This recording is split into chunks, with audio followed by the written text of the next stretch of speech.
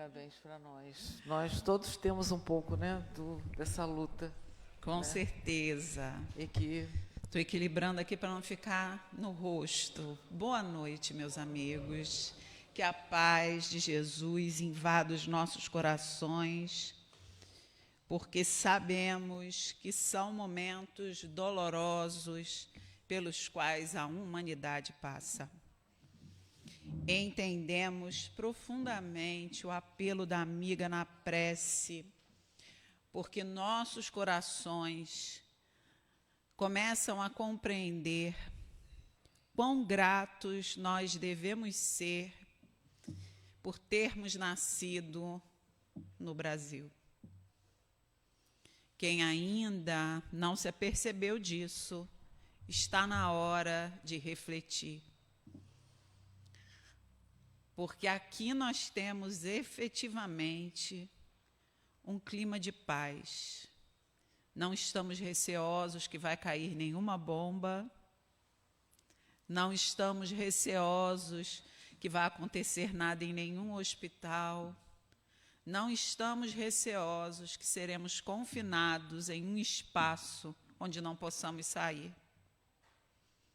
Então, quando a gente obedece ao apelo do Mestre, à orientação do Mestre em desejar, em que assim que nós entrássemos numa casa, desejássemos a paz a todos os corações, sabemos que ela faz muito sentido hoje, porque por mais que nós oremos e peçamos, eu tenho certeza que há milhares de corações hoje que não estão em paz. Então, o nosso primeiro sentimento é de gratidão a Deus por ter nos dado a oportunidade de nascer aqui nesse país. Estamos efetivamente comprometidos em aprender o Evangelho. Estamos realmente já preparados para aprender na pátria do Evangelho. A maioria dos companheiros aqui, pelo que eu entendi, que a Glauce colocou, não estão vindo pela primeira vez, correto? Alguém entrou que esteja vindo pela primeira vez? Porque nós vamos falar de alguns conceitos que para algumas pessoas podem parecer estranhos. Algumas pessoas buscam a Casa Espírita de Janeira procurando ouvir mensagens espirituais do mentor Bezerra de Menezes. A palestrante vai olhar para mim e vai falar: você, irmão, tem uma mensagem para você. Isso não vai acontecer. Sinto frustrar alguns. Porque o Espiritismo traz em seu bojo uma proposta de renovação. E para que nós nos renovemos, a ordem é levar Jesus Cristo como modelo e guia para a nossa vida. Então, não tem outro caminho, Jorge. A gente tem que estar inscrito num curso de Evangelho. Vou falar aqui uma opinião da Fernanda. Todo mundo tem que estar inscrito num curso de Evangelho dentro da Casa Espírita. Se é o Evangelho segundo o Espiritismo, se é o Evangelho Rede Vivo, não importa. Se é online, se é na sua casa, se não é, não importa. Urge que saibamos a moral do Cristo. É imperioso. E a opinião da Fernanda, porque isso não está escrito em nenhum lugar, tem várias afirmações de espíritos benfeitores corroborando. Um deles é esse tal de Emmanuel, benfeitor de Chico, cujas obras se baseiam sempre no comentário de trechos evangélicos, e trouxe para nós, não é bomba, é um caminhão, viu que alegria? Ninguém se levantou. Perceberam a paz que a gente vive? A gente sabe que era um barulhão, mas foi só um caminhão lá fora. Então, Emmanuel traz para nós obras comprometidas com a divulgação da moral do Cristo, não da moral cristã. Porque hoje a gente não pode mais empregar esse termo. O cristianismo tomou rumos, muitos dos quais não nos pertencem, porque vão exatamente a favor de uma lei mosaica e farisaica anterior ao Cristo e que ele veio combater. Ele não veio destruí-la, ele veio dar-lhe cumprimento, porque pelos homens não era praticada, embora eles a conhecessem. Então, quando a gente pegou esse título, obedecendo ao chamado do mestre, é preciso compreender que chamado é esse que eu estou tendo. Se você está aqui dentro de uma casa espírita, ou se você nos ouve virtualmente, entendemos que você compreende que a mensagem do Cristo precisa ter uma chave que vai destravar alguns conhecimentos que em outras denominações são designadas como mistérios. E que nós, embora não tenhamos todas as respostas, indicamos, ou melhor, o Espiritismo, através dos espíritos benfeitores, nos indicaram as devidas colocações, com os devidos argumentos, por que essas coisas se estabelecem na nossa vida, na nossa sociedade, no nosso mundo. E estou falando isso como preâmbulo do nosso estudo, porque, diferente de muitas páginas sensacionalistas, nós, os espíritas sérios e que compõem as casas sérias, sabemos que tudo será transformado pela educação, Glauce. Allan Kardec era professor. E ele estabeleceu desde o princípio que nós conseguiríamos entender a vida a partir do momento que estudássemos com profundidade o Espiritismo, como ciência. Mas Espiritismo não é religião, Fernanda, sim, mas ele ali fundava uma ciência nova, a ciência espírita, que estuda as relações entre o mundo dos vivos e o mundo dos mortos. A comunicabilidade, como a gente recebe essas mensagens, como a gente pode atestar que essas mensagens são realmente sérias, elevadas, ou se elas não vão te conduzir para um caminho mais enganatório ainda. E aí, se essa casa, onde nós já pertencemos e onde muitos dos que foram para outras casas começaram aqui, não fosse uma casa séria, ela traria, sim, no seu canal do YouTube, mensagem sobre a guerra de Bezerra de Menezes. O médium Marcelo Turra, numa psicofonia belíssima, mostraria a mensagem, aquelas letras garrafais em amarelo, né? Pareceria aquelas legendas. Não, que notas atrai, quando a gente vai ver os shorts do YouTube. É assim.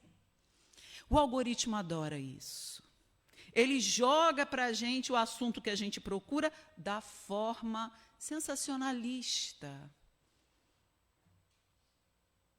Percebe-se no médium que estava fazendo a palestra, uma aura lilás, e por aí vai. E nesse sensacionalismo, meus amigos, ouvimos ontem um grande absurdo que precisamos nos posicionar. Uma companheira de outra religião, num desses shorts aí dos podcasts da vida, dizia, refutava a reencarnação, dizendo que ela, a reencarnação, não tinha base. E ela iria provar exatamente utilizando a fala dos espíritas. Eu parei para ver, gente. Eu queria ver. Aonde? E ela dizia assim: segundo os espíritas, a reencarnação existe para que possamos nos melhorar. Então, a gente nasce, renasce e se torna melhor. Então, por que o mundo está assim? Ai, Senhor. Imaturidade, falta de conhecimento do tema. Esqueceu de agregar um monte de justificativas e de composições para argumentar o que colocou. E o shorts era só isso. E o entrevistador falei: muito bem, isso é fato. É fato. O mundo está melhor, gente? É uma pegadinha. O mundo está melhor? Está. Sinto dizer, o mundo está melhor. Mas há ruídos de guerra, Fernanda.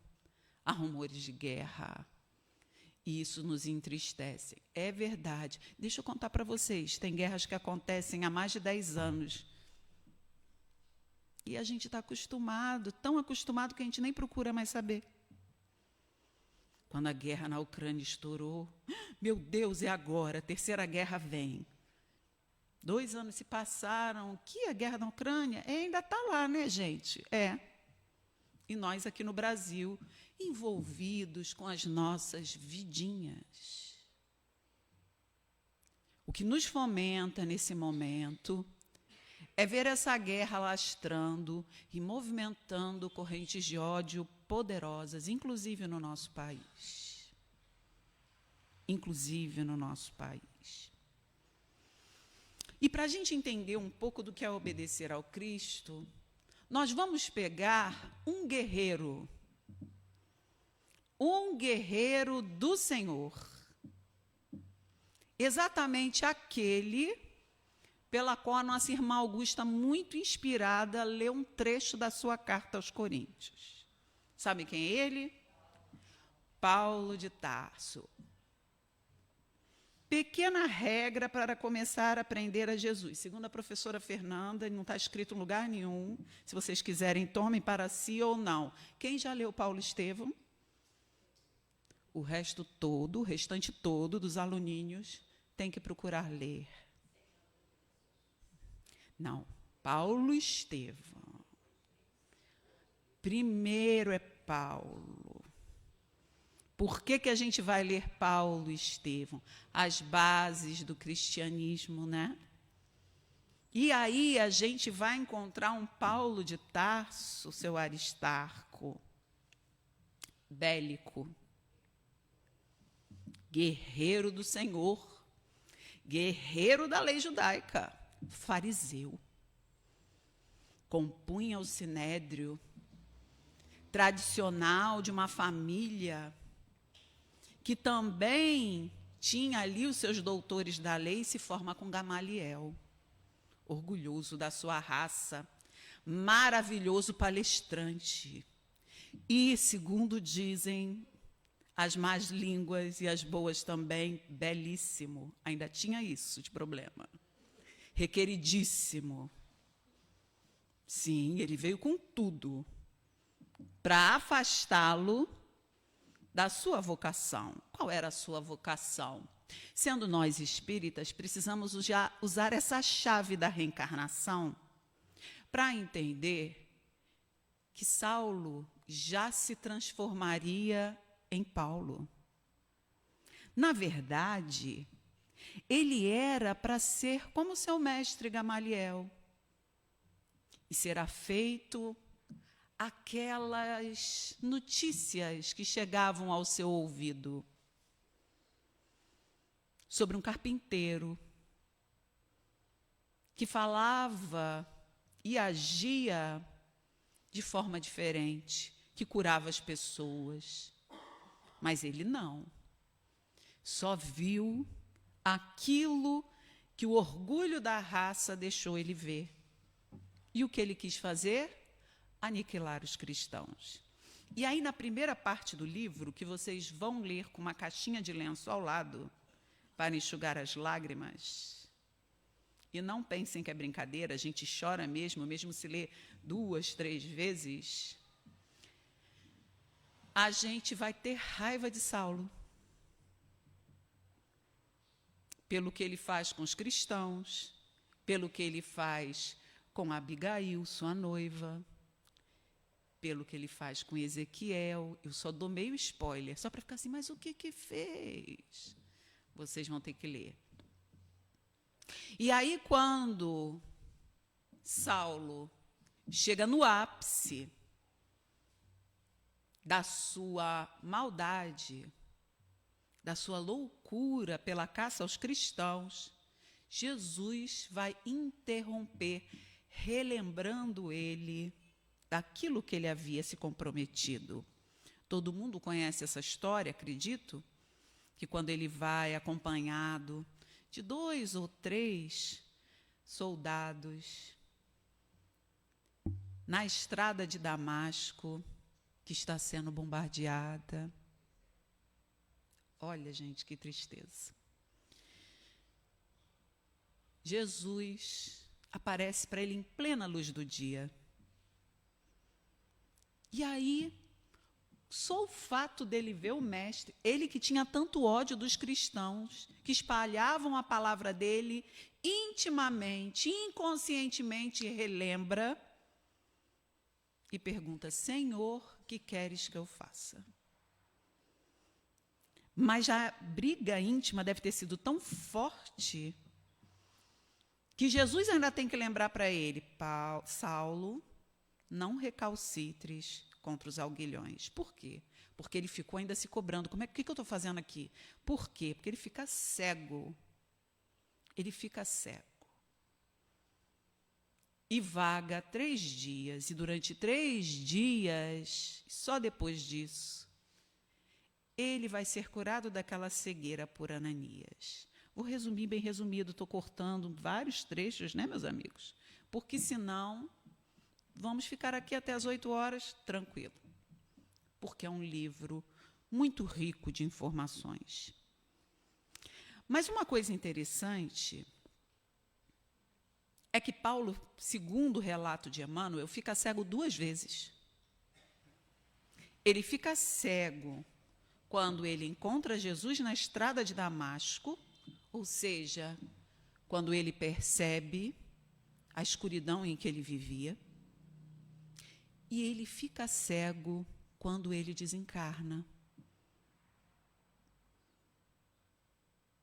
E ele, mesmo auxiliado, vai ouvir e reconhecer novamente a voz daquele mesmo irmão que o curou da cegueira, amando de Jesus, Ananias, também no mundo espiritual. Interessante isso. Porque Saulo, ao se transformar em Paulo, devota toda a sua vida ao trabalho na divulgação das ideias do Cristo. Para ele, era a forma dele se redimir pelo mal que ele fez. Porque Paulo, ou melhor, Saulo, era daquilo que a nossa companheira Cláudia Oliveira classifica como movimento anticristo. A gente parece que só ouve isso nos filmes de terror, né? Mas muitas vezes, e não se assustem com o que eu vou falar, nós somos do movimento anticristo, quando não obedecemos ao chamado dele. Quando não estabelecemos a paz que deveríamos estabelecer no coração do outro. Quando roubamos a tranquilidade. Quando atestamos nas nossas ações que primeiro nós e depois o outro. Então, esse movimento anticristo, ele é de sempre. E até um comprometido com Jesus pode se desviar. Se Saulo, que se tornou Paulo, pôde, quem dirá Fernanda? Quem sou eu na fila do pão perto de Saulo de Tarso, Paulo de Tarso. Eu não era ninguém nem quando ele era Saulo. Porque como Saulo, ele era um conhecedor da lei. E Emmanuel elogia, porque ele era um fiel cumpridor das leis judaicas. Ele era honrado. Então, ele acreditava, sim, estar tendo uma guerra heróica por aquele Deus que ele seguia. Isso não é louco?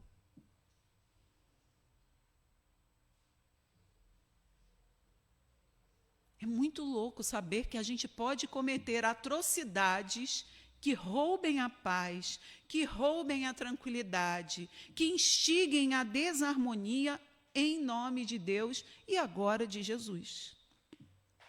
Porque a gente coloca tudo no mesmo pacote, diz que somos convertidos a Ele, que seguimos a Ele, mas continuamos não obedecendo ao Cristo. Eu confesso para vocês que eu acho uma briga muito dura essa. Porque nós temos um eu, uma pessoa velha que habita dentro de nós, que emerge sempre que nós recebemos algum ataque. E esse eu antigo, ele é bélico. Ele vai tentar se proteger. É instintivo, mas agora a gente não pode mais usar muito essa afirmativa. É instintivo, sim, mas às vezes a minha racionalidade adere a esse instinto. Ela busca justificativas para que eu faça exatamente aquilo que a minha paixão, a minha vontade quer. Então, quando Paulo ele resolve seguir ao Cristo, ele vai passar por inúmeras situações. A primeira situação é que ele é repelido pela igreja primitiva da época. É claro, era Paulo, era Saulo, aquele que matava um monte de cristãos. Era Saulo, aquele homem que todo mundo sabe que não presta. Todo mundo conhecia a fama dele. Mas depois que ele se fixa e que ele mostra o seu valor, ele vai fundar inúmeras igrejas. E nós vamos nos concentrar aqui, meus amigos, numa em específico, a igreja de Corinto.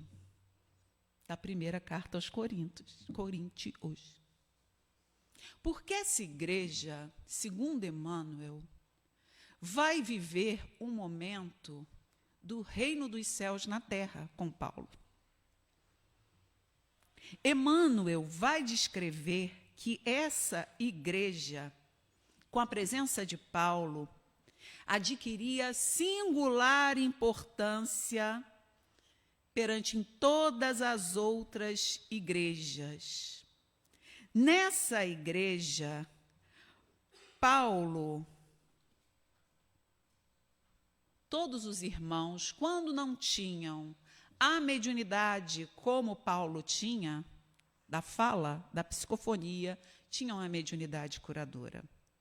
Todos os irmãos se ajudavam mutuamente, e ele ainda diz que aqueles que eram mais velhos eram os que distribuíam as roupas, eram os que faziam a comida, e tinha reunião todos os dias, que eles encerravam ao final da noite com uma leitura das passagens de Jesus, que já eram rascunhadas por Mateus, foi o primeiro que fez esse rascunho, segundo Emmanuel, e com uma prece. Então, que eles viviam num paraíso na terra, embora a guerra ao redor, embora a dominação romana, todos se amavam ali dentro. Quando surgia algum problema, eles conseguiam resolver facilmente.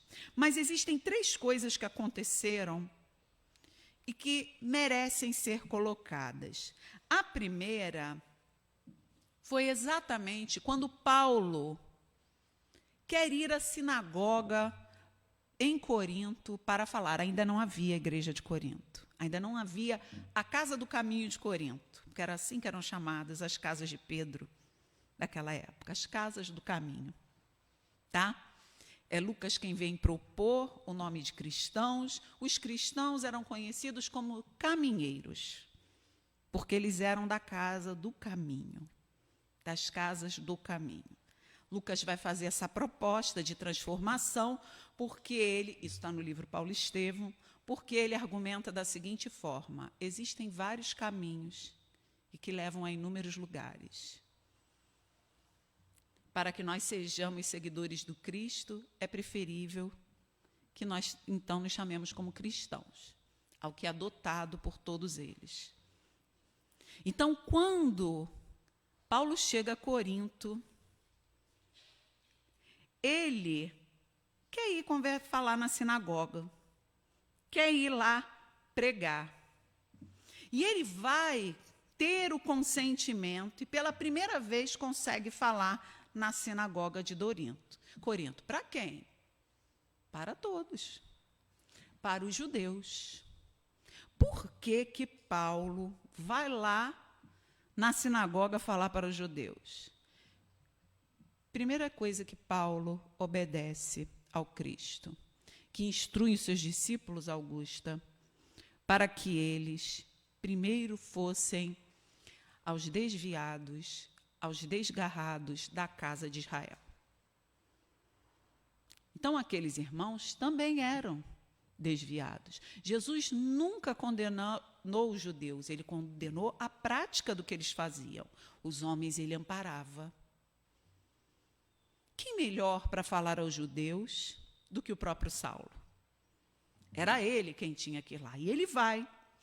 E, no início, foi maravilhoso. Por quê? Porque a sua palavra vibrante conquistou vários judeus e gregos que o ouviram. E esses judeus e gregos falavam de Jesus com muito entusiasmo. O problema começou quando Paulo começa a evidenciar e a abordar as relações existentes entre a lei e as boas notícias que Jesus trazia. Aí começaram os atritos. Por quê?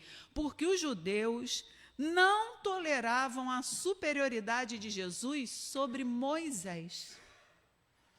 E se consideravam o Cristo como um profeta da raça deles. Era um profeta com certeza, porque fez inúmeras curas, porque falava maravilhosamente, porque arrastou multidões. Não o suportavam como Salvador. Ou seja, não consideravam a fala de Jesus como uma fala que deveria causar uma transformação e salvar essas pessoas. E nesse dia, um judeu mais afoito se levanta, porque os judeus eram assim. Vocês já viram os filmes de Jesus à época? Eles rasgavam a roupa, blasfêmia! E já cuspiam nas pessoas que estavam falando e tacavam pedras. Eles eram assim. Quem ajuda dentro aquela assembleia toda de judeus e gregos? Paulo, nesse dia, é um homem que estava ouvindo durante aquele tempo todo a sua pregação, chamado Tito Justo, um romano. Aí com o romano era diferente, né? Porque o romano era um romano.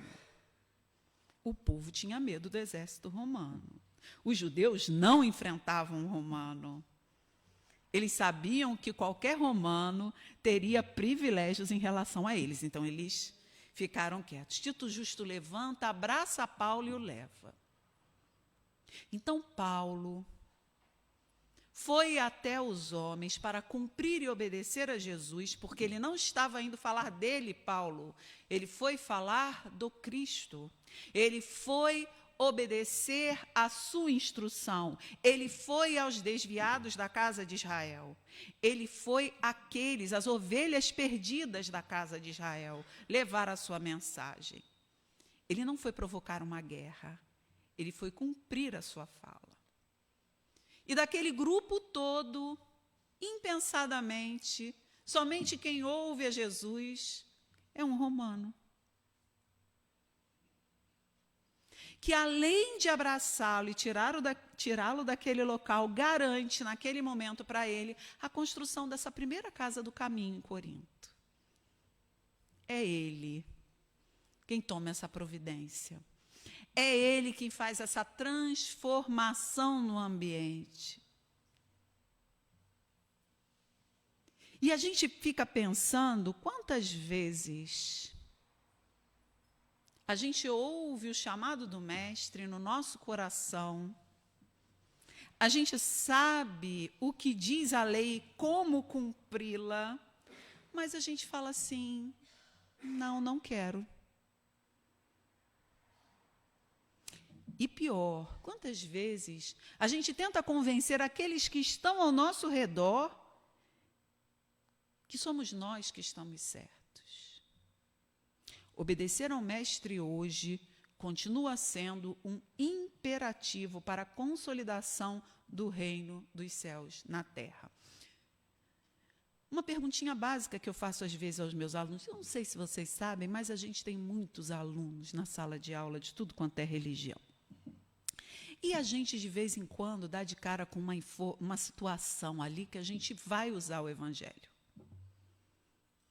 Não tem jeito, senhor Aristarco, a gente vai falar do Evangelho com eles. De várias denominações religiosas. E toda vez que a gente faz a colocação, o que me chama a atenção? Muitos vão justificar lá no Antigo Testamento. Aí eu falo, mas e Jesus disse diferente. Não, professora, mas está escrito na Bíblia. Lá está assim, mas Jesus disse diferente. Você não conhecia essa passagem de Jesus? Eles não conhecem. Eles não conhecem. Eles sabem que têm que se converter para o Cristo. Eles sabem que eles estão salvos por causa do Cristo, mas eles não conhecem o que o Cristo veio falar. Grande parte dessa nova geração não conhece Jesus. Conhece um termo. Conhece uma fala. Então, como vai obedecer a alguém que eles não conhecem? Como nós vamos obedecer a alguém, Jorge, que a gente não conhece? Como? Como eu vou levar a paz se eu não estudei sobre como Jesus se portava em relações críticas? Jesus xingou alguma vez? Quando ele chamou-nos de hipócritas, de víboras. A nós? Não, principalmente os fariseus, que somos nós. Mas ele não criticou a mulher adúltera. Ele não criticou o cobrador de impostos. Ele não criticou os dois ladrões que estavam ao lado dele. Nenhum dos dois. Ele apenas tranquilizou o que estava ao seu lado e que reconheceu ele como espírito grandioso e que não devia estar ali. Ele só reclamou de uma coisa, da nossa hipocrisia, e manter uma fachada daquilo que a gente é, quando na verdade não somos assim. Aí o Espiritismo vem e te dá uma chave e diz assim, está tudo bem. Isso é quem você é, não quem você precisa continuar sendo. Mas é preciso que você se conheça. É preciso que você entenda que essa vontade que te dá, que surge em você, de dentro para fora, em contradição ao que Jesus diz, é quem você era e está se manifestando agora. Não é nenhum espírito que vem de dentro de você, não. É você mesmo. Você pode até buscar aliados espirituais ou encarnados, mas é você. essa sua raiva, essa sua cólera, essa sua arrogância, essa sua hipocrisia, essa sua vaidade. Todos nós temos vários itens disso aí, meus amigos. Tá tudo bem.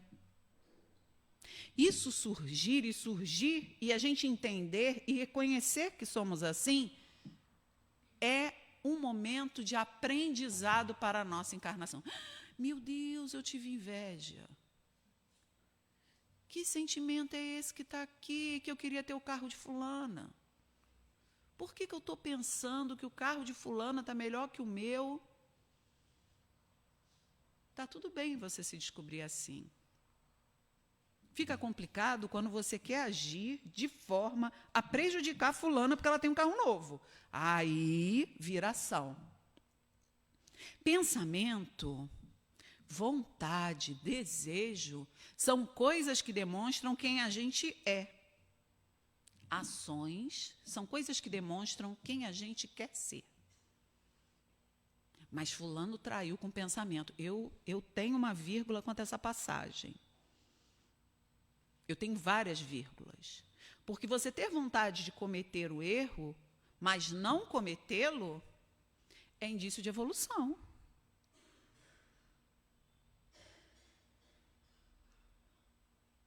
Mas a pessoa não está errada, Fernanda? Está.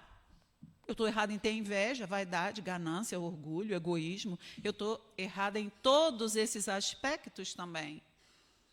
Eu tentar me consertar e não cometer o meu erro é indício de evolução. É indício de aplicação.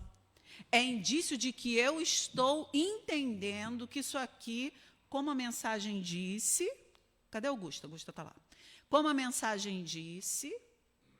É um momento espiritual, essa minha encarnação, e que eu vou utilizar tudo aquilo que eu estiver sentindo, lidando e vivendo para transformar a minha vida. Então, é por isso que a gente, quanto espírita, não se culpa. Isso é resquício de religiões passadas no nosso íntimo. A gente erra e corrige o erro. O espírita erra e corrige o erro. O espírita tem que ter essa visão. Mas ele errou. Igual você, igual todo mundo. A gente erra. E qual é o erro? O erro é aquilo que prejudica a minha evolução espiritual. É quando, principalmente, eu pego o outro como objeto do meu equívoco. E eu prejudico a vida do outro também. Tem coisas que são piores? Tem. Eu posso cometer o erro simples de inveja com uma pessoa. E tem alguém agora, lá quase do outro lado do mundo, jogando uma bomba e matando milhares de crianças. Se a gente for classificar o erro, realmente aquele é um erro muito pior do que a minha inveja. Sem sombra de dúvidas. Sem sombra de dúvidas, não é militarmente que nós resolveremos o problema do mundo. Sem sombra de dúvidas. Porque o Cristo tinha um zelote dentre os seus discípulos. Vocês sabem quem eram os zelotes? Os zelotes eram um movimento, era uma milícia armada que existia para combater Roma, os romanos. E a gente tem Simão Pedro, que era o pescador. E tem Simão o Zelote, que abandonou isso para seguir ao Cristo. Jesus deixou de recebê-lo por causa disso? Jesus não está preocupado com o seu passado. Jesus está preocupado com o seu presente. Jesus não coloca orientações para que você se sinta mal e veja que, olha, eu não consigo seguir isso. Jesus coloca orientações para que você se livre da culpa e que você transforme essa sua tristeza em não fazer algo melhor, em não sentir algo melhor, em algo produtivo. Sabe, essa meia hora que Glauce fica aqui, tirando o tempo da palestrante, é um chamado para vocês. É por isso que a palestrante não fica triste. Não existe instrução sem oferta de trabalho. Estou errada, tia de Janeiro? A oferta de trabalho é vocês querem um dinheirinho. Não. A gente está precisando muito mais de gente trabalhando do que de dinheirinho. A gente até dá o dinheirinho com o maior amor possível. Quando a gente vê o trabalho, a gente quer que ele frutifique. Mas a gente precisa mesmo é de gente trabalhando. Eu não tenho condições de trabalhar, eu não sou preparada aqui. Você quer? Tem uma frasezinha que o povo evangélico adora repetir, eu gosto. Deus vai te capacitar.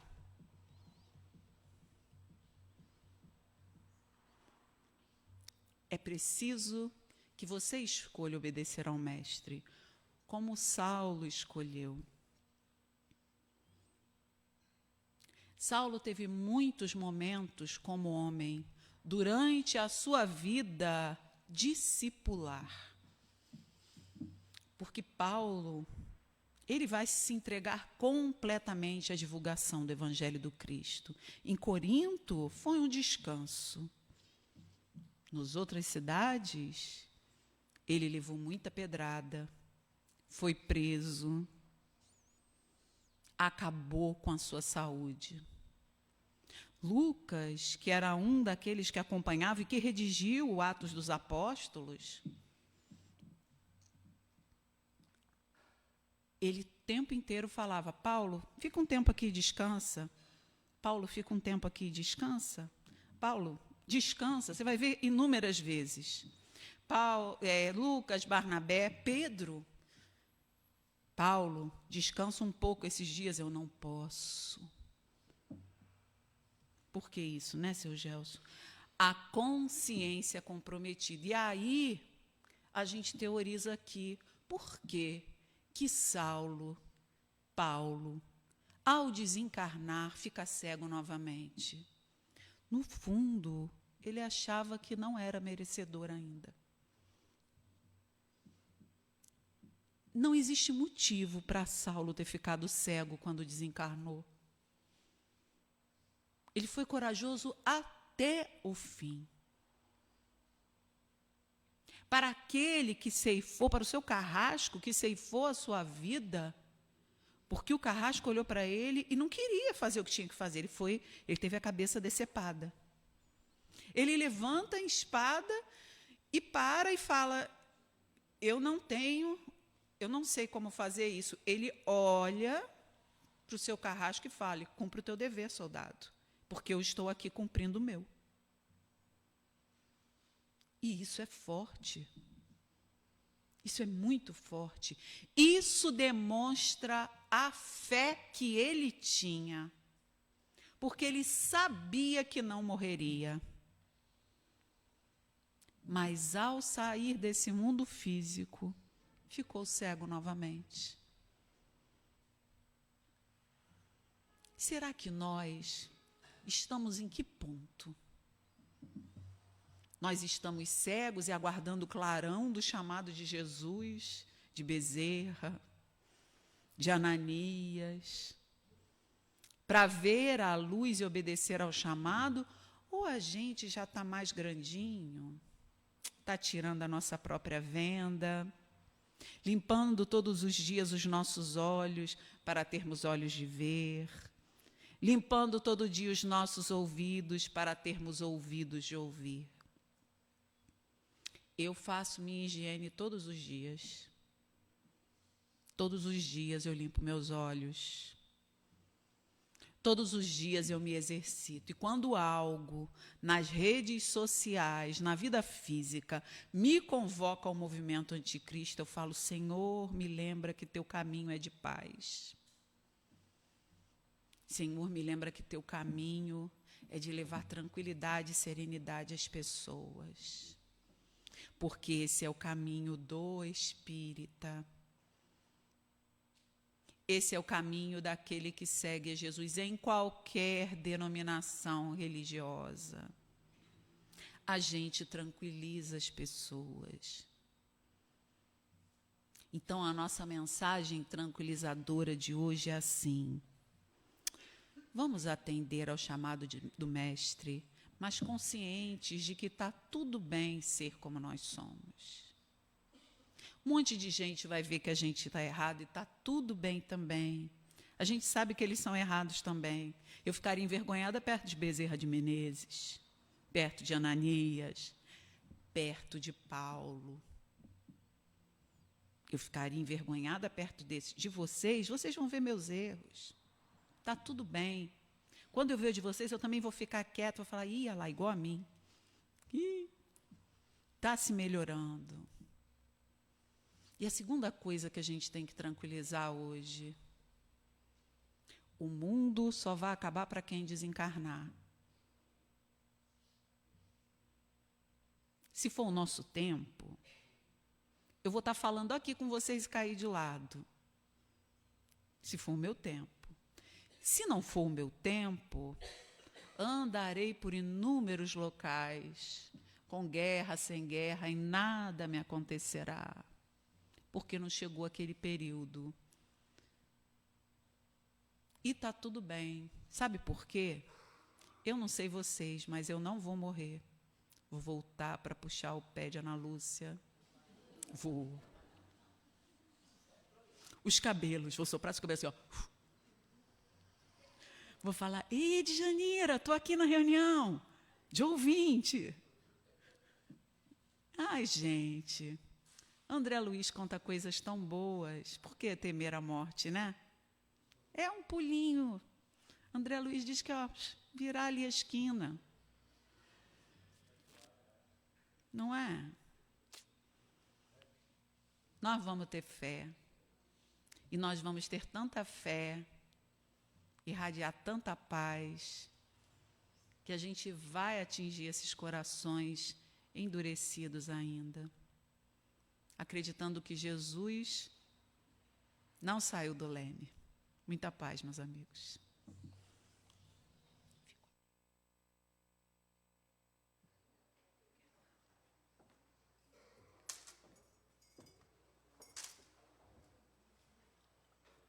Obrigada, Fernanda, pelas reflexões maravilhosas, né? E é isso, a gente está, né? A gente não é. Ah, eu sou assim. Não, você está assim. E você pode estar Saulo e pode se esforçar para ser Paulo, né? Então, todos nós estamos, mas podemos cada dia olhar e, a partir de hoje, eu vou procurar, né, essa transformação em mim. E certos, né, com Jesus, certo dos ensinamentos. E assim a gente pode ter certeza que a gente vai ter um mundo melhor, porque cada um de nós tem a contribuição, né? A responsabilidade com o outro, para que a gente não desmonte, às vezes, ceife vidas por preconceitos nossos, por dificuldades nossas, e a gente coloca no outro, e a gente vê aí situações, conflitos, né, de toda a ordem. Então, que a gente, né, como diz Jesus, orai e vigiai incessantemente. E então, antes da prece da Fernanda, para partirmos para a nossa segunda parte, o médium veio aqui, o espírito veio aqui, me chamou ali na sua palestra, para avisar que os convites dos pastéis, né, para a compra dos pastéis, já estão à venda, e a gente pede que quem tiver interesse já antecipe. Eu falei que o preço, mas não falei que estão à venda, falei? Ah, então o espírito está perdido, mas pediu para avisar, né? Pediu para avisar de novo, né, que é porque a gente precisa se programar de uma quantidade, né? A palestra de quinta, viu?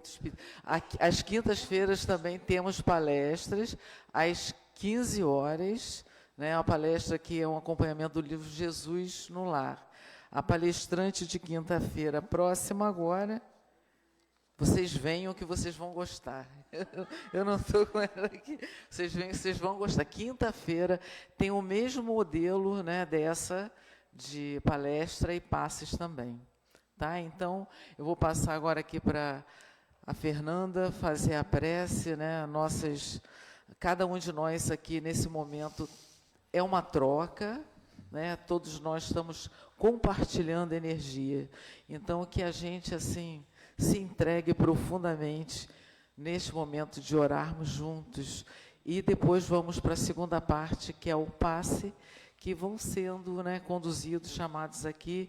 Não precisem se apavorar, só ficar quietinho, aguardando a vez. Obrigada, gente. Senhor, em nossas mentes e nosso coração não há outro apelo senão o apelo pela paz no mundo, pela paz entre os povos, pela concórdia, pelo debate educado e legítimo em busca de soluções para a paz, pelas negociações, Senhor, fraternas e solidárias. Não há outro, Senhor, pedido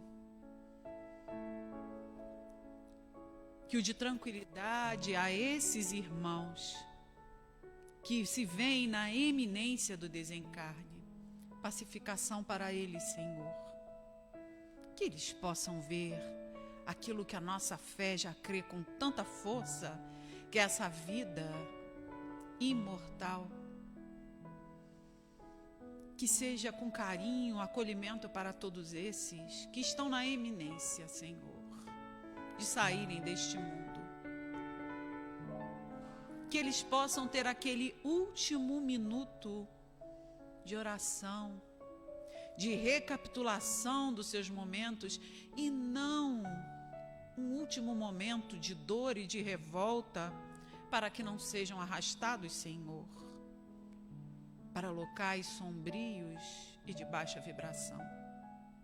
Nós sabemos, Senhor, que o reino dos céus está dentro de nós quando nós abrimos as portas desse reino para a nossa entrada.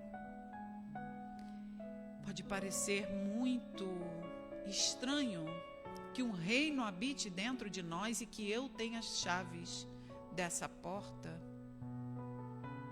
e que da mesma forma posso escolher ficar do lado de fora. Ampara-os, Senhor, assim como nos ampara, para que todos esses, encarnados ou desencarnados, que nos chegam com sugestões de desarmonia, possam ser amparados pela nossa paz. Fica conosco, Jesus. Que o teu amor possa atingir a todos nós, aos irmãos que estão nos seus lares, às pessoas em aflição, aos doentes, aos que estão precisando nesse momento de um passe de alívio e de tranquilidade. Que a tua paz siga com essa ambulância, Senhor, e também fique aqui conosco. Que assim seja.